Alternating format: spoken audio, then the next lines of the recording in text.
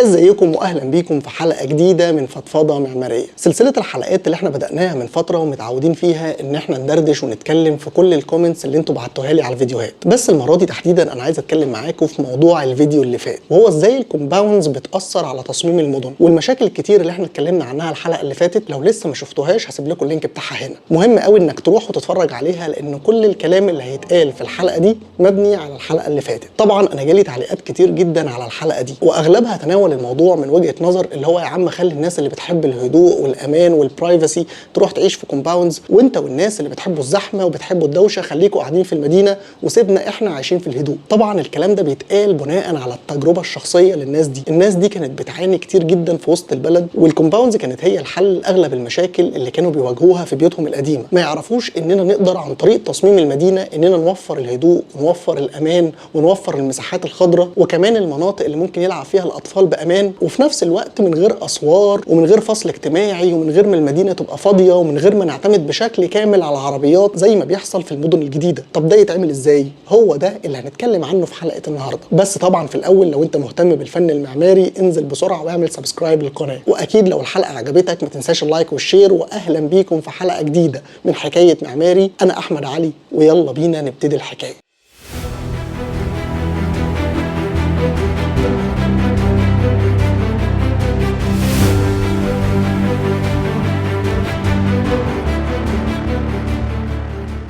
خلوني في الاول ااكد على كام حاجه. المسؤول الاول عن تصميم المدن هم المؤسسات الحكوميه، يعني الكلام اللي انا هقوله ده المفروض هم اللي يعملوه. حضرتك انا مش مستني منك اي حاجه، ولا هقول لك ما تسكنش في كومباوند وروح اسكن في مكان عادي علشان هو ده الصح وهو ده اللي المفروض يحصل. حاليا الكومباوندز هي اللي بتوفر لنا اللي احنا محتاجينه، والحاجات دي مش هنلاقيها بره. انا بس بقول الكلام ده علشان نعرف الصح من الغلط، ما نبقاش فاكرين ان هو ده الحل الوحيد اللي بنعالج بيه مشاكلنا. لا، في حلول كتير جدا ممكن تتعمل، والمدينه لو اتصممت صح من الاول هتدينا مميزات الكومباوند وفي نفس الوقت هنتجنب العيوب اللي بتنتج عنه واللي اتكلمنا عنها كتير قوي في الحلقه اللي فاتت. فانا دلوقتي هحاول اوصل لك وجهه نظري في تصميم المدن بحيث تحقق لنا كل اللي احنا محتاجينه في السكن، بحيث توفر لنا الراحه والهدوء والامان والخصوصيه، وفي نفس الوقت المدينه ما تفقدش روحها زي ما حصل في التجمعات او في اكتوبر او في المدن الجديده عموما، وبرضه تكون مستدامه وما يكونش اعتمادنا الكامل فيها على العربيات بس زي ما بيحصل.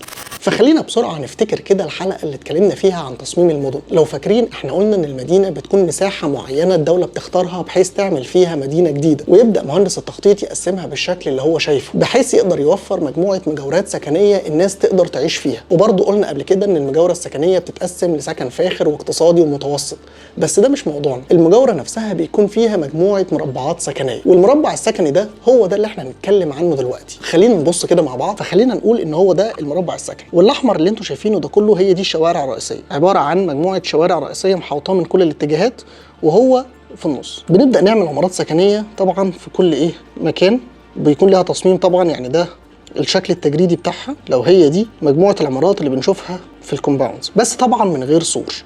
وطبعا جوه برضو بيكون في مجموعه عمارات تانية سين شكلها كده. هنا بقى تيجي الشطاره بتاعت المهندس في ازاي يوزع الاستخدامات دي جوه الكومباوند. فمثلا خلينا نقول ان كل العمارات السكنيه الخارجيه دي هتكون مباني اداريه، لانها طبعا بتطل على الشوارع الرئيسيه. وانا كنت اتكلمت معاكم قبل كده ان ما ينفعش نسكن على اي شارع رئيسي علشان يوفر لنا الهدوء والخصوصيه والحاجات دي كلها.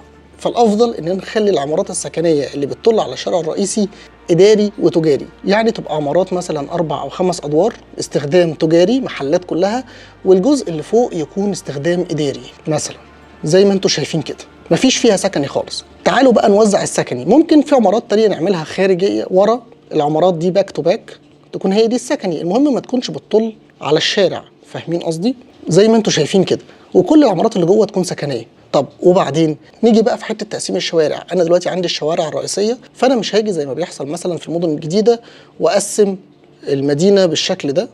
انا كده ضيعت الخصوصيه بتاعتها. انا عايز اعملها معامله الكومباوند بالظبط، فده ما بيحصلش. في حاجه الفرنساويين بيسموها كيلدوساك، ودي متطبقه عندنا في مصر في اكتر من مكان وكلنا بنشوفها. وهي ببساطه اننا نخلق هنا شوارع فرعيه عادي جدا بس بيكون اخرها باركينج، فانا اقدر ادخل عادي جدا بعربيتي من شارع فرعي بس هلاقي نفسي في الباركينج، بركن وابدا اتمشى لغايه ما اوصل للبيت بتاعي. طبعا الباركينجز دي بتكون كتير ومتنوعه بحيث تكون قريبه من العماره اللي انا ساكن فيها، فما تعملش الفكره دي وتحطها بعيد عن العماره بتاعتي وتضطر ان انا امشي كتير جدا لغايه ما اوصل لبيتي، فطبيعي الفكره مش هتنجح والناس مش هتحب حاجه زي كده. لازم نوزع الباركينجز بحيث تكون قريبه جدا من اغلب العمارات. يجي بقى السؤال الشهير، انا يا سيدي دلوقتي عايز اركن تحت بيتي، انا جاي شايل حاجات، معايا حد كبير، طبيعي احب ان انا اركن تحت بيتي، وانا مش مضطر خالص انك تركني في باركينج وتجبرني ان اتمشى لغايه البيت حتى لو كانت المسافه دي صغيره. هنا بقى بيجي الاختيار التاني، احنا اتفقنا ان خلاص اغلب الشوارع دي بتوصلنا لكالدوساك، بيكون في بديل تاني وهي شوارع معينه بتخترق الكومباوند بشكل ما،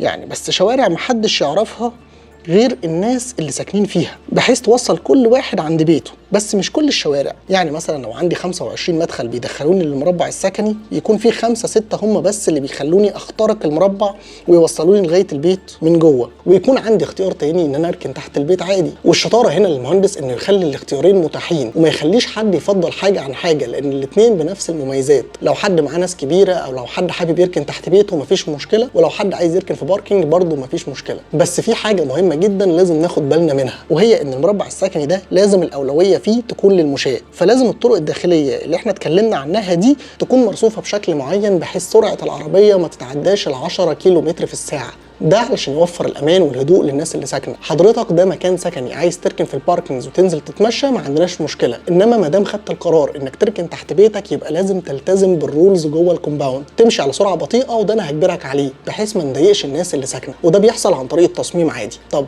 ايه كمان؟ طبعا انا لازم كمان اوفر مساحات خضراء، يعني لازم يكون في مساحات خضراء بين البيوت وبعضها بحيث احقق الحد الادنى من المساحات الخضراء في المربع السكني. ده طبيعي جدا عشان ادي مساحه للاطفال انهم يلعبوا براحتهم، وفي نفس الوقت انا متحكم في العربيات اللي بتدخل، فبالتالي انا محقق لهم الامن. طيب ده كويس جدا. المحلات والمكاتب الاداريه عملناها على حدود المربع السكني، والشقق السكنيه عملناها جوه. طب ايه، مش هنحط اي محلات جوه؟ لا طبعا، لازم يكون في محلات خدميه تخدم الناس اللي عايشين في المربع السكني، حاجات كده زي سوبر ماركت، دراي كلين، فكهاني، مغسله عربيات. الحاجات دي احنا بنستخدمها بشكل يومي، لازم تكون موجوده جوه المربع السكني اللي احنا فيه، بس تتنظم بشكل معين. يعني العمارات السكنيه اللي جوه المربع السكني ما يكونش الدور الارضي بتاعها محلات زي ما كان بيحصل في وسط البلد، لا، المفروض نختار مجموعه عمارات في اماكن معينه ونحط فيها المحلات الخدميه دي بحيث تخدم على السكان الموجودين وما يلجأوش ان كل مره يحتاجوا حاجه ينزلوا يركبوا العربيه بتاعتهم ويروحوا لمكان تاني علشان يجيبوها. فانا عايز اوفر لهم كل حاجه هم محتاجينها داخل المربع السكني اللي عايشين فيه. فنيجي بقى هنا نقدر نوزع الاستخدامات اللي احنا محتاجينها بحيث تكون قريبه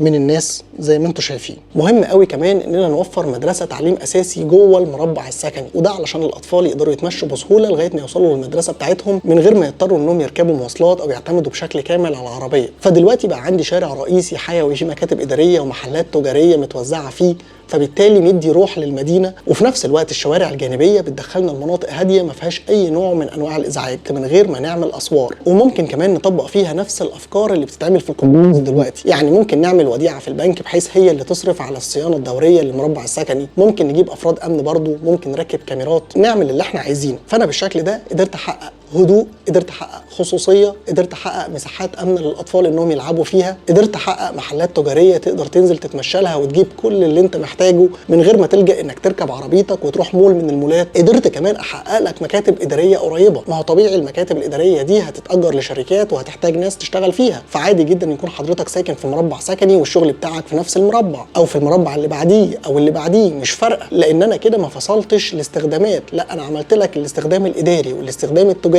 والاستخدام السكني في نفس المكان من غير ما حاجه تاثر على الثانيه. فمش هتحتاج انك تعتمد على العربيه في كل المشاوير اللي انت بتروحها، ممكن عادي تروح الشغل مشي، ممكن تروحه بعجله، ممكن تركب اي مواصله عامه توصلك الشغل في 5 دقائق 10 دقائق بالكتير. قدرت ان انا احافظ على روح المدينه والتامين بتاعها. كل ده حصل عن طريق التصميم. حتى المحلات اللي قلت انها لازم تكون موجوده جوه المربع السكني، الموضوع مش هيكون عشوائي، لا لازم يكون في تحكم كامل بحيث نوزع المحلات دي بالشكل المناسب، ما بنسيبش الناس هي اللي تختار المحل وهي اللي تحدد استخدامه. استخدامه. وما تنسوش كمان البعد الاقتصادي ليه، لان ده هيشغل عدد ناس كبير. خلاص انا بقى عندي المدينه كلها كده، فبالتالي انا محتاج فكهانيه، محتاج حد يأجر سوبر ماركت، محتاج كل المحلات دي. فيجي حد مثلا يقول لي عايز اعمل سوبر ماركت، فاقول له انا عندي 5 أو 6 محلات متاحين في المربع الفلاني، ممكن تأجر اي محل وتشغله سوبر ماركت، ويكون في رقابه عليه بعد ما نأجر له علشان ما يزعجش السكان، علشان ما يضايقش حد. يعني السياسات اللي المفروض تتعمل بعد التصميم هي اللي هتقرر اذا كان التصميم ده هينجح ولا لا. ما هي اغلب المدن القديمه اللي موجوده عندنا زي مصر الجديده مثلا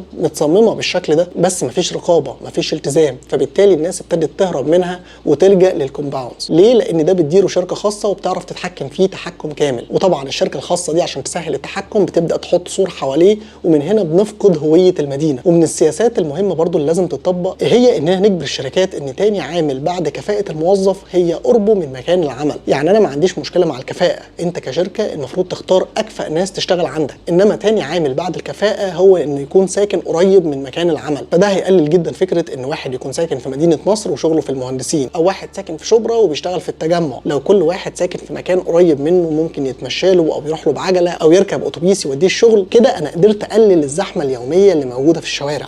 طب في الاخر كده انا عملت ايه؟ انا قدرت اصمم مدينه تحقق لي كل المميزات اللي موجوده في الكومباوند، وده الطبيعي اصلا انه يحصل، وفي نفس الوقت قدرت احافظ على الهويه بتاعه المدينه والحياه جواها، ما بقتش عباره عن اسوار وشوارع فاضيه. وده عن طريق ان صممت المدينه بحيث ان اقدر احقق الهدوء والخصوصيه والامان جوه المربعات السكنيه، عن طريق بقى ان انا قللت حركه العربيات جوه المربع السكني، وخليت الاعتماد الاكبر على المشي وركوب الدراجات، وكمان وفرت مساحات خضراء كبيره ومساحات لعب متامنه للاطفال. وفي نفس الوقت قدرت ان احط الاماكن السكنيه جنب الاماكن الاداريه والتجاريه، ما عملتش فصل كبير بينهم علشان اقدر استفاد من كل واحد في مكانه من غير ما حد ياثر على التاني. قدرت كمان ان اوفر كل الاماكن الخدميه اللي ممكن اي حد يحتاجها في حياته اليوميه، اكشاك، سوبر ماركت، مكواجي، فكهاني، اي حاجه ممكن حد يحتاجها يقدر يجيبها من تحت البيت زي ما كان بيحصل زمان. ده طبعا هيخلق فرص عمل كبيره جدا في المجتمع، وما يبقاش الاعتماد الاساسي في الشراء على الهايبرز الكبيره. وكمان المحلات دي متنظمه بالشكل اللي يحافظ على الهدوء والراحه جوه المربع السكني. كمان قدرت ان اوفر مكاتب اداريه تتاجر لشركات في كل مكان في المدينه. الموضوع ما بقاش مقتصر على منطقه اداريه واحده او 2 موجودين، وطبعا يحصل فيها تكدس يومي علشان الناس كل يوم الصبح بتروح لها وبالليل بتمشي منها، والنتيجه طبعا ان ده هيخفف الزحمه. ولو قدرت مع الوقت انفذ سياسات بحيث الناس تكون ساكنه قريب من المكان اللي بتشتغل فيه، ده هيقلل جدا على اعتمادهم على العربيات الخاصه في الحركه. وبالمناسبه كمان انا لما بطالب بفكره الاستدامه واننا المفروض نستغنى عن العربيات الملاكي ونعتمد بشكل كبير على المشي وركوب الدراجات والمواصلات العامه، كان قصدي اننا نصمم المدن بالشكل اللي يناسب ده. لان المدينه لو اتصممت صح من الاول انت هتحتاج عربيتك في ايه؟ كل حاجه محتاجها موجوده قريبه منك، اكل شرب خدمات جوه المربع السكني. بالنسبه بقى للهدوم والخروج والفسح هتلاقيها موجوده برضو على الشارع الرئيسي اللي برضو متصمم بحيث ما يكونش بعيد عنك. مكتبك بقى او الشركه اللي انت شغال فيها برضو هتلاقيها على الشارع الرئيسي، عايز بقى تتمشى لها تروحها بالعجله او تاخد اي مواصله عامه توصلك ليها براحتك. الموضوع في الاخر هيقتصر على مشاويرك الاسبوعيه او زياره الاهل، مش مشكله يا سيدي. يبقى انا كده كمصمم قدرت اقلل اعتمادك على العربيه الملاكي بنسبه كام في الميه. هو ده نجاحي. يعني لو قللت استخدامك للعربيه بنسبه 50% يبقى انا كده قللت الزحمه في الشارع بنسبه 50%. متخيلين الرقم؟ وبالمناسبه كمان في سياسات تانية ممكن نعملها تخليك تستغنى تماما عن العربيه. انا مش عايز اطول عليكم، بس ملخص الموضوع زي ما وضحت الحلقه اللي فاتت، فكره الكومباوند هي محاوله من الشركات الخاصه في انها توفر لك الاحتياجات اللي انت محتاجها واللي الطبيعي او المفروض تكون موجوده في المدينه عادي. وفعلا لو المدينه اتصممت بالشكل ده مش هيكون في حاجه اصلا اسمها كومباوند. بس كده